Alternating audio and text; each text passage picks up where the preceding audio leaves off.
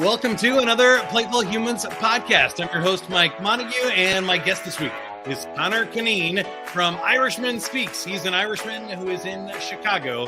I feel like they have a lot of Irishmen there. But we're going to hear about his speaking career and talk about some business humor and all kinds of good things here. This is the podcast that helps you rediscover the power of play as an adult, find more fun, flow, and fulfillment in your life. If you want more information, go to playfulhumans.com. Don't forget to share this episode with somebody that you think needs to hear it. And if you want to find Connor, go to IrishmanSpeaks.com. All right, here we go. Let's do it. Don't wait for tomorrow.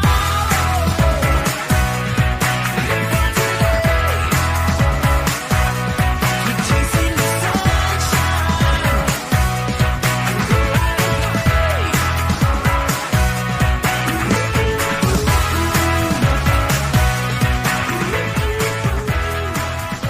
All right, Connor. We like to start with the joke of the week. The joke of the week this week is brought to you by breaking news. Did you hear about the fire at the shoe factory?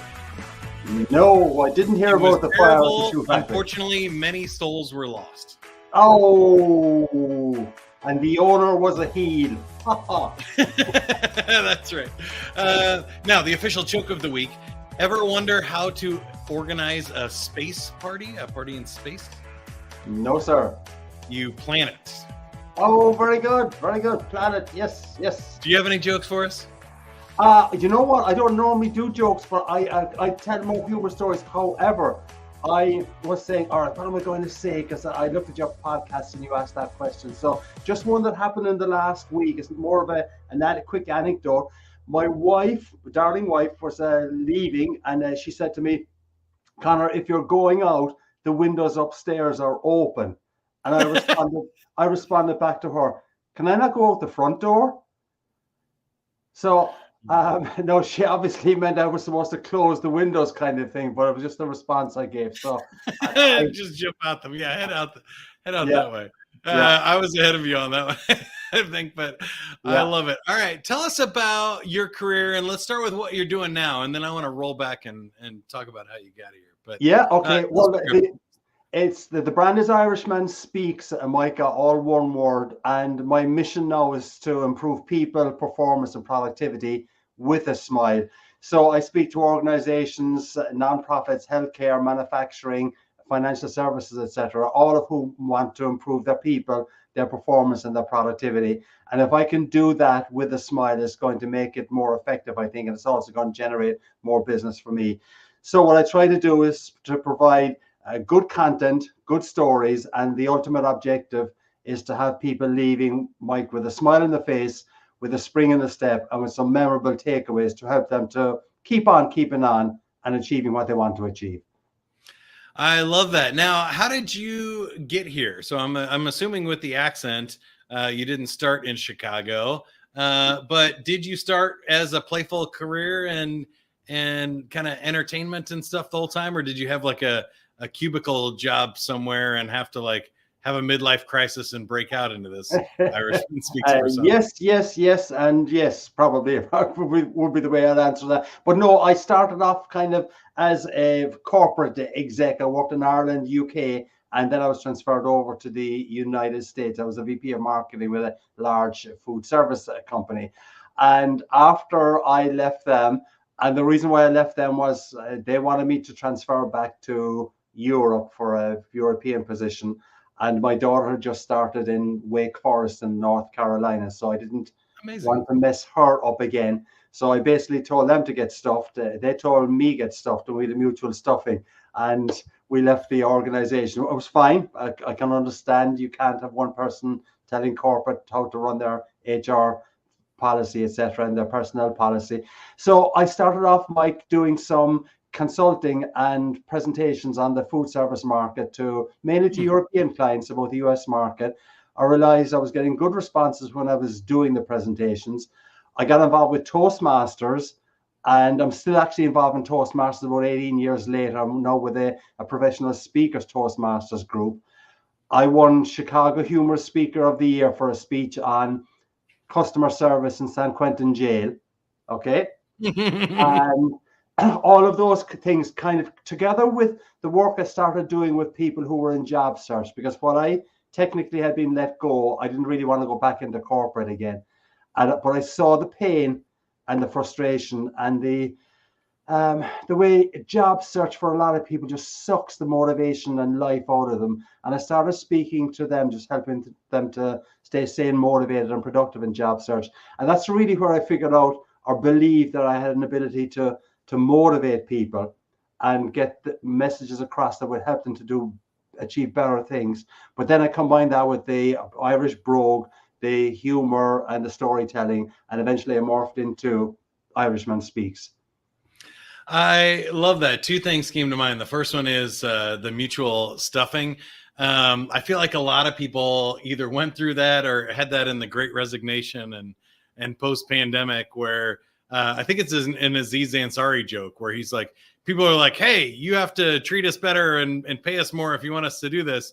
And the company said no. And he said, and then everything got a little bit shittier.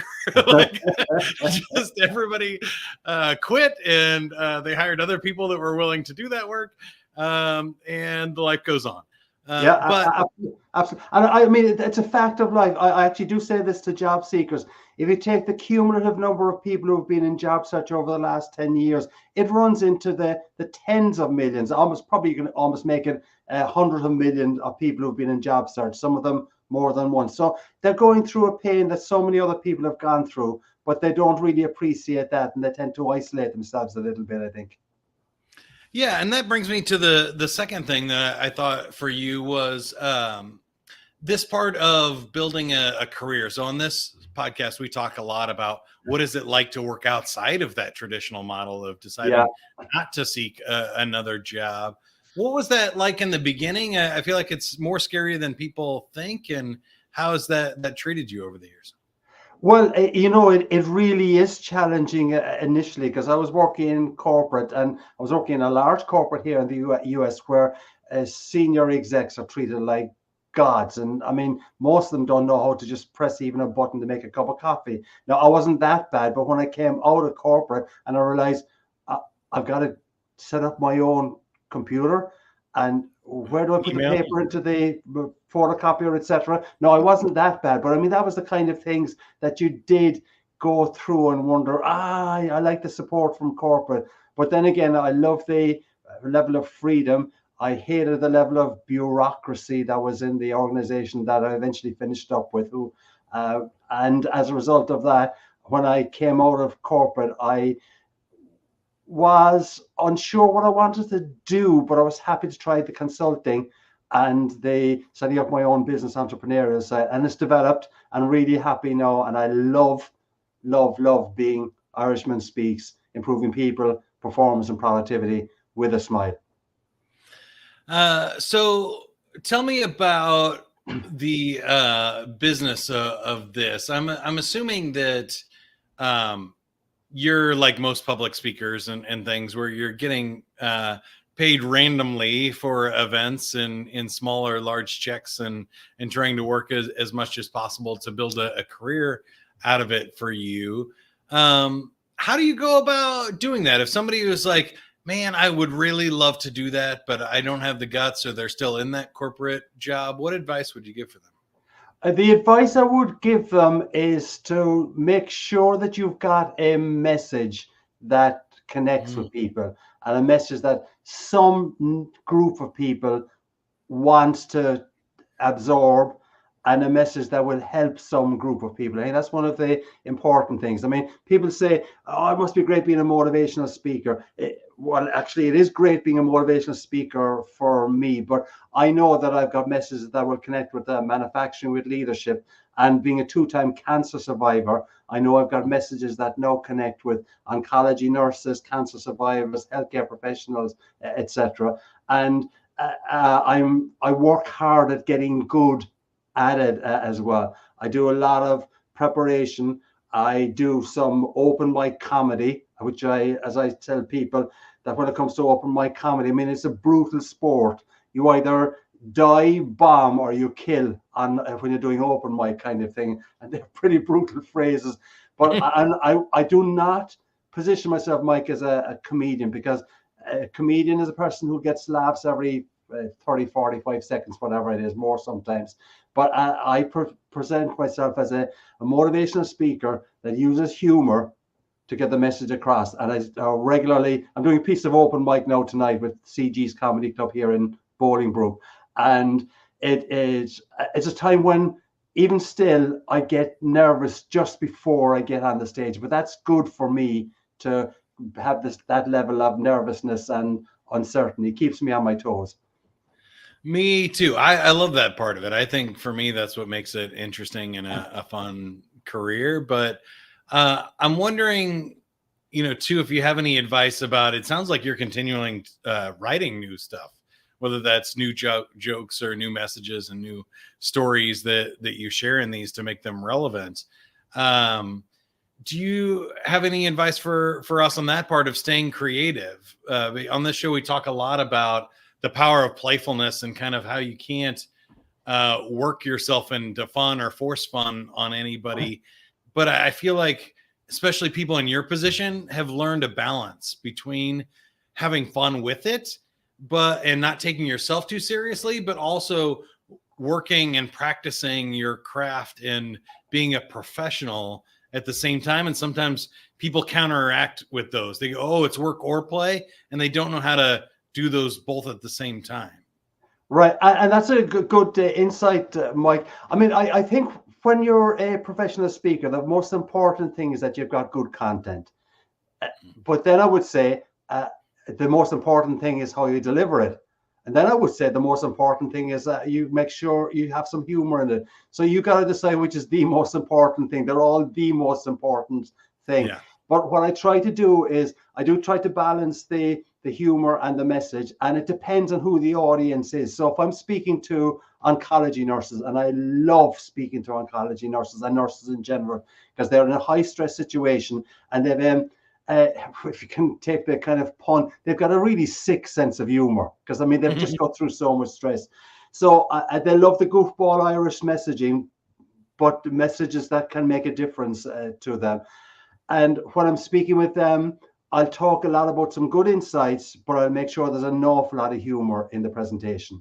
Now, if I'm speaking to a group of financial advisors and I'm trying to encourage them and give them advice as how they can add humor to their production pitch, or their sales pitches that you would call it in the financial services area, I'll give them really good solid content, intersperse some humor in it, but the balance is different compared to when I'm speaking to a group of nurses who want someone to motivate them during Nurses Week, for instance. Mm-hmm. And what about your personal time? How much of this is hard work for you versus like play, fun, creativity, natural child state sort of work? Right. So I'll respond to that by saying, what do you mean by hard work? Because I haven't worked. I'm deadly serious about this, Mike. It's not kind of cliche stuff. People said to me, Connor, most of my corporate colleagues have retired, and they say, Connor, when are you going to retire? And I say, why? What will I do if I'd say I'm retiring? I'll be back on my computer the following day, creating either some video or some content or some material. This is the most uplifting, reinforcing job you could possibly have, because when I come off stage, and I know I've done a good gig, I was just down in Dallas the week before last, okay, and I was just speaking to Dallas Oncology Nursing Society, and when I came off that stage, it was like I was on drugs, man. I mean, not that I ever would be, of course, but they've just the vibe and the reaction you get from the audience. You're walking on air afterwards. So this kind of job that I've got, I'm deadly lucky that the work I'm doing, actually, I help people to feel better, but their reaction helps me to feel better as well, and just encourages me to keep on keeping on. Yeah, I love that. Now, I have a few marketing questions for you, because you said you're a marketing guy. Yeah. Obviously, you have a strong personal brand with IrishmanSpeaks and in your accent and stuff. And you kind of mentioned three things that came together for you with, your story, your background, and your humor and accent. Yeah.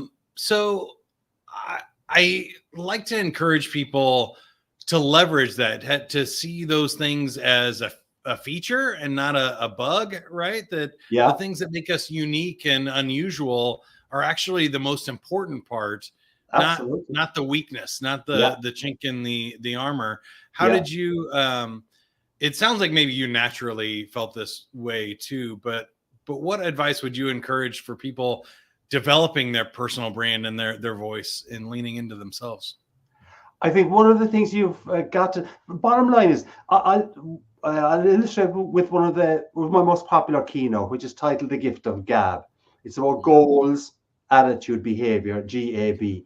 Now, almost I'm exaggeration. Almost every motivational speaker speaks about goals. They speak about attitude, and they speak about your behavior in the workplace, etc. But what I've done there is just been able to craft my own little title on it, The Gift of Gab, which ties in with the Irish brand. So I've got a keynote. I can be building a great business through the gift of gab, goals, attitudes, behavior, creating a great work environment through the gift of gab, or creating employee engagement. And I can customize the material to goals, attitude, and behavior, which is what every other speaker can do. But you've just got to find some little way to differentiate yourself from others. And if you can create a brand identity, and Irishman Speaks obviously suits me really well. It took me a bit of time to figure out the Irishman Speaks brand. That didn't happen overnight, but I spent a bit of time kind of stumbling over, do I go with Connor Cunneen, speaker, Connor Cunneen, motivational Irish speaker, or something like that. And then someday just clicked Irishman Speaks. So have a message, we one. Find some way to differentiate yourself ever so slightly. And I mean, what you're doing with this podcast, Mike, as well. I mean, you're talking about humor, making people happy, etc. And that's such a powerful platform to work on. And you're doing it well because you're asking good questions. Also, hopefully, you've got good guests on. Apart from today, I mean, but the other guests you had were good. But what you're doing is you're kind of differentiating yourself a little bit as well. And that's what I would encourage people to do. Have a message, find ways to differentiate yourself ever so slightly. And then when you do differentiate yourself, market it through YouTube, Facebook, Instagram, TikTok, that kind of thing, to get your name and awareness for you out there.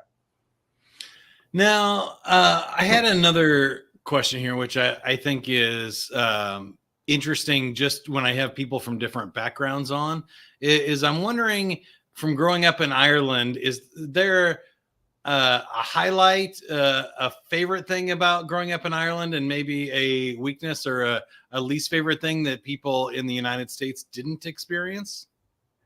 Right. Well, I suppose the Irish myth is that I'll phrase it this way.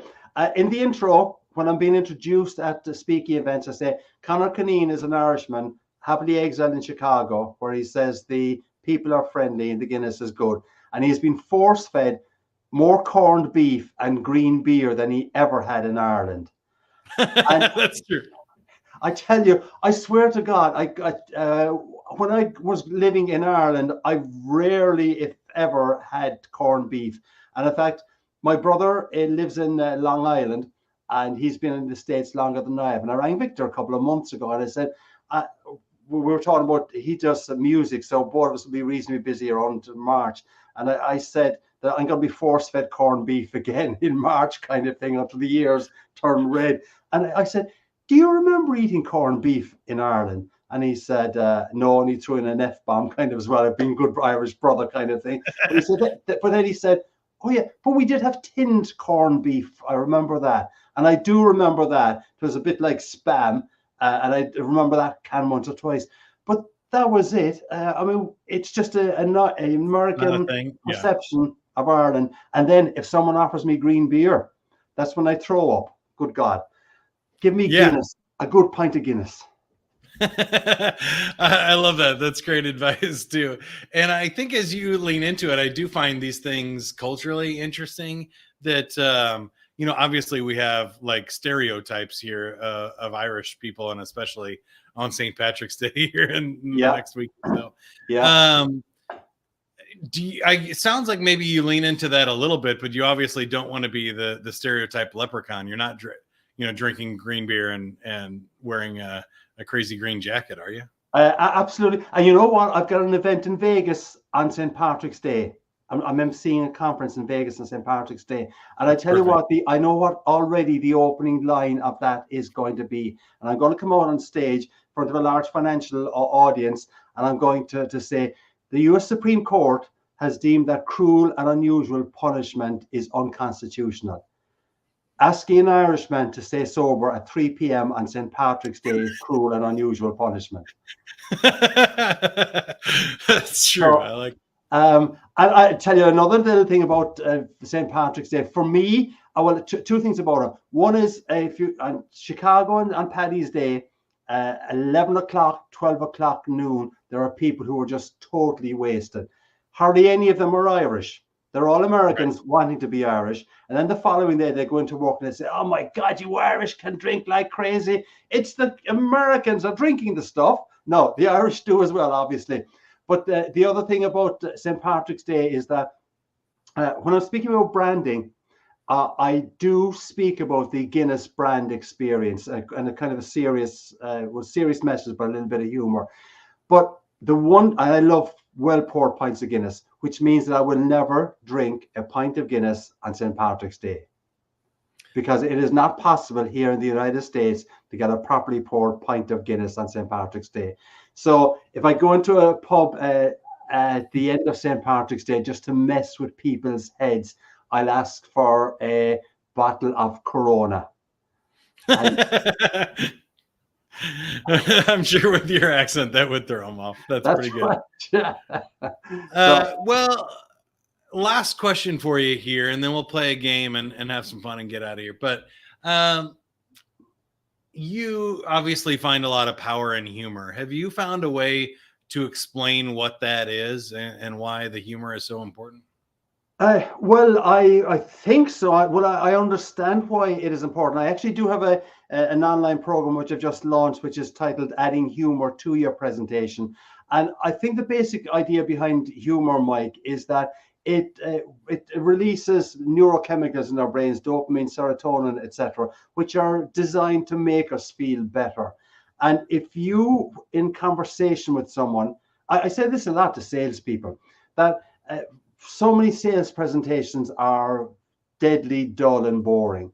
And let's say you're a financial advisor and you invite 71 people to an event at the local Applebee's and try and sell them some life insurance policy or something like that. And what you do is you go through your charts, and all they really want to do is just have their free meal and get the heck out of there, kind of thing.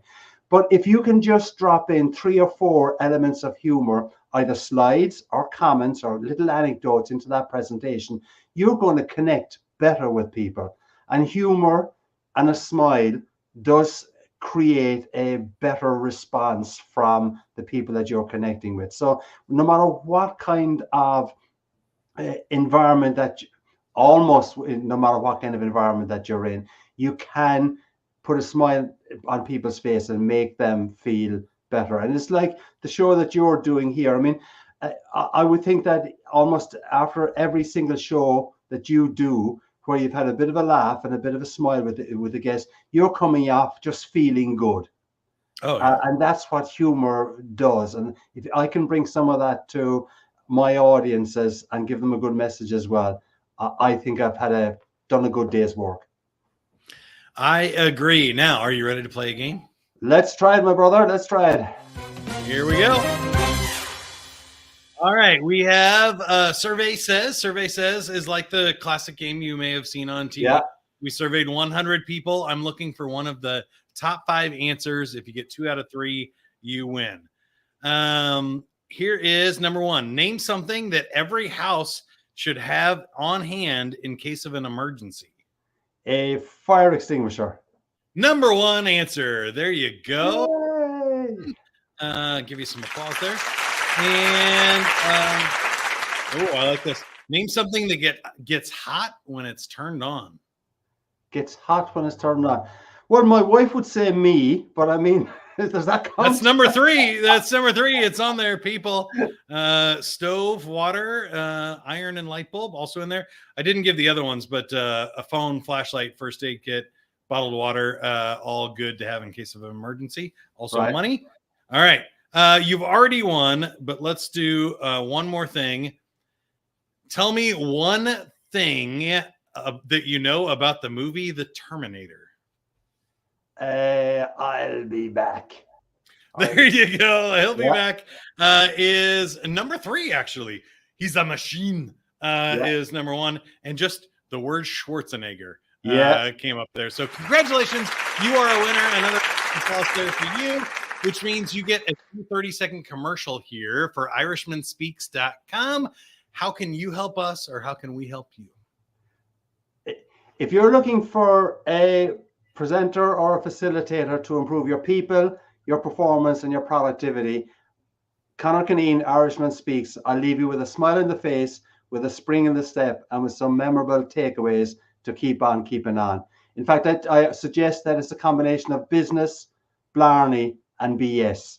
But the BS can be brand strategy, business solutions, brilliant stories, or a little bit of BS from Irishman Speaks. I love it. Great stuff. Connor Cunneen, go check him out, IrishmanSpeaks.com. I love that too. I would rather have the blarney and the BS than the business stuff these days, but I appreciate you taking the time to share that with us. Again, if you're looking to rediscover the power of play, you can go to playfulhumans.com. We have a playfulness quiz where you can find out your playful personality, find out how you like to play. Maybe you like to go outside and explore. Maybe you like to tell jokes, or maybe you like to create something like art and paint. It's up to you. Go to playfulhumans.com. See ya. Cheers. Live for today. Keep on chasing the sun.